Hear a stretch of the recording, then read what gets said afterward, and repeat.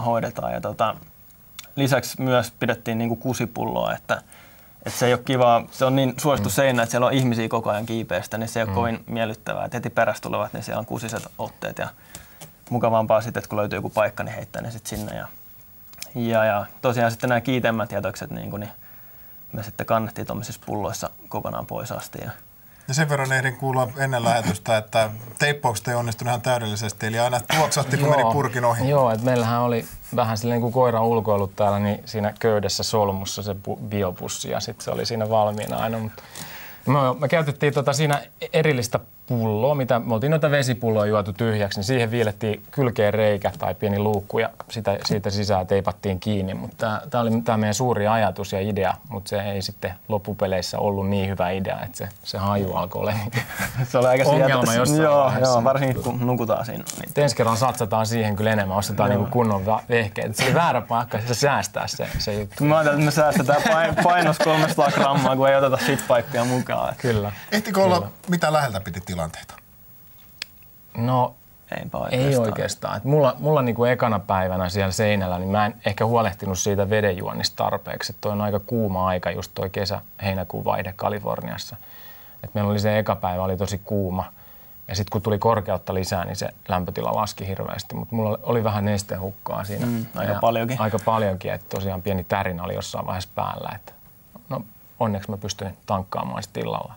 Ehtikö seinällä tulla missään vaiheessa semmoinen epätodellinen olo, että 600 metriä ilmaa alla ja me ollaan täällä, vai oliko se niin suorittamista, että ei se ehtinyt keskittyä? No se iski silloin aluksi mun mielestä, mulla ainakin, niin kun oli noussut korkeammalle kuin millä korkeudella yleensä kiipeä niin kuin Suomessa. Et se oli varmaan silloin oli ehkä jotain parisataa metriä korkeutta ja siinä sattui olemaan semmoinen tuulinen paikka, niin siinä mä havahduin hetkeksi ja katsoin, että onpas mä korkealla. Mutta sitten myöhemmin tuli siihen turtuu vähän samalla tavalla kuin lentokoneen ikkunasta katsoo, että ei se jotenkin enää tunnu, kun ei ole mitään niin kuin vertailukohdetta siinä.